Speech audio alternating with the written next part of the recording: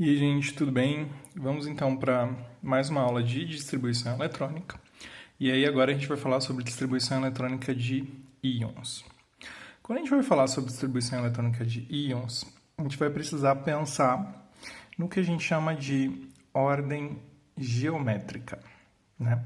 Até agora, o que a gente estava vendo ali no diagrama de Linus-Pauling, nas setinhas na diagonal, isso aí é o que a gente chama de ordem energética. Como assim? Lembram que Pauling foi lá, ele fez experimentos, mediu a energia de cada subnível e aí colocou eles na sequência. Então, essa ordem que ele colocou é uma ordem de energia, então é uma ordem energética. Agora, como que os subníveis eles acontecem nos nossos átomos? Eles acontecem em ordem geométrica. Como assim? Então, eles não vão seguir essa sequência do diagrama. Eles vão vir lá. Primeiro o subnível 1s, depois o 2s, depois o 2p, depois o 3s, depois o 3p, depois o 3d, depois o 4s, depois o 4p, depois o 4d, depois o 4f. Só depois vem o 5s. Então, eu vou passar todos os subníveis de uma mesma camada antes de ir para o próximo. Se eu estiver olhando o átomo a partir do núcleo e em direção ao final da eletrosfera. Isso, então, aqui é a nossa ordem geométrica, né? É como isso geometricamente, como espacialmente é organizado, né? Então, a energia é como isso vai ser feito a princípio, né? Como que vai ser distribuído, quem vai receber elétron, quem não vai receber. Mas uma vez resolvida a questão da energia, eles vão se comportar geometricamente. Bom, o diagrama de Linus-Pauling também nos fornece essa ordem geométrica. Onde? Na horizontal. Se a gente seguir ele na horizontal... Eita. Aí. Isso aqui vai sempre dar pra gente a ordem geométrica. Que nada mais é, gente, que a ordem das camadas, né? 1, 2, 3, 4, 5, 6, 7. E a ordem dos subníveis, S, P, D, F. Então, essa aqui será sempre a nossa ordem, né? A azulzinha é a ordem geométrica. Bom, por que isso é importante para a gente distribuir íons, né?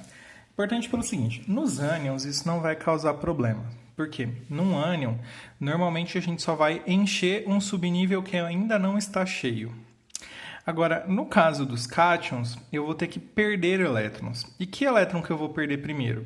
Aquele elétron que for mais externo, que estiver mais fora do meu átomo, né? Então, primeiro é como se fosse uma cebola, né? Se eu for tirar as minhas camadas da cebola, eu vou primeiro tirar a camada mais externa para depois chegar na mais interna.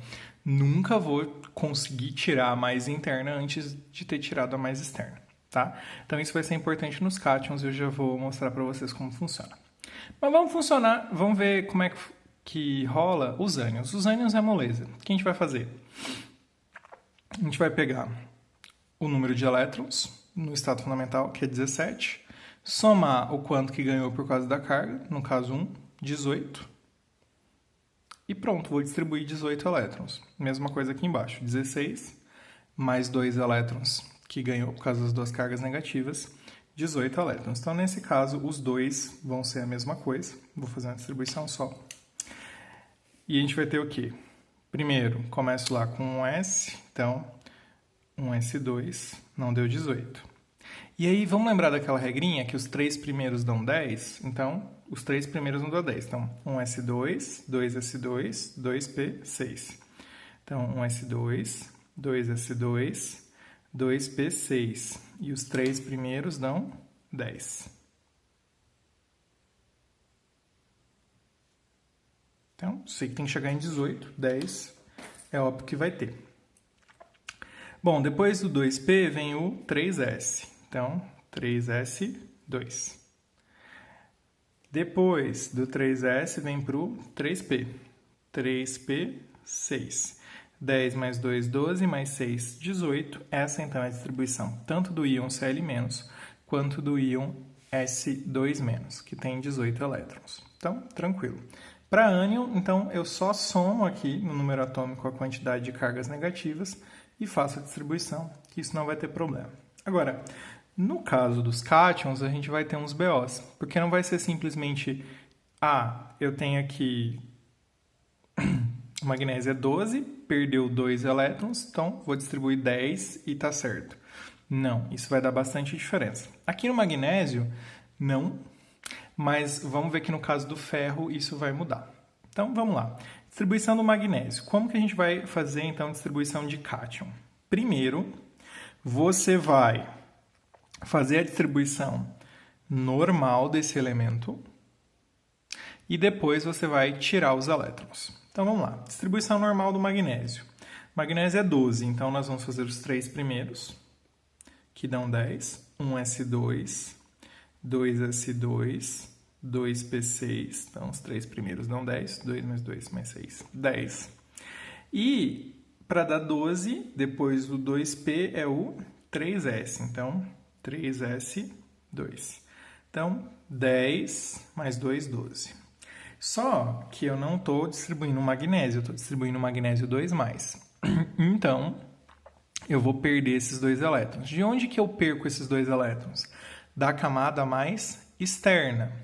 Como que eu sei quem é a camada mais externa? Quem tem o maior número. Então, 1, 2, 3. Quem que é maior entre 1, 2 e 3? É o 3. Então, esses 2 elétrons vão sair de onde? Desse subnível 3s. Então, vou perder justamente esses 2 elétrons, e a distribuição, então, do magnésio 2+, é só isso aqui. Beleza?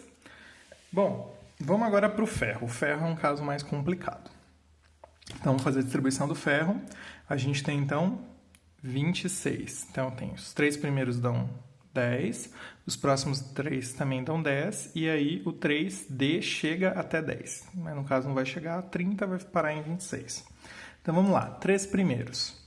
1s2, 2s2, 2p6. Então, 1s2, 2s2, 2p6. Os próximos 3. 3s2, 3p6, 4s2. 3s2, 3p6, 4s2. E depois a gente vai para qual? 4s2 vai para o 3D. Então, deu 10, 20, para 26 vai ser 3D6. Então, 10, 20 e 6. Bom, nesse primeiro caso, esse ferro, ele perdeu 2 elétrons. Né? 2 mais 2 elétrons. De onde ele vai perder esses 2 elétrons? Da camada mais externa. Qual que é a camada mais externa? É a camada que tem maior número. Então, eu tenho 1, tenho 2, tenho 3 e tenho 4. Qual que é a camada mais externa? É a camada 4. Então, esses 2 elétrons que perdeu vai ser justamente aqui do 4s2. Então, nesse caso, eu vou tirar quem? O 4s2. Veja que, se você fosse simplesmente distribuir 24 elétrons, ia ficar 4s2, 3d4. Você ia tirar os elétrons daqui do 3d, mas eles não saem do 3d, eles saem do 4s, porque é o subnível mais externo.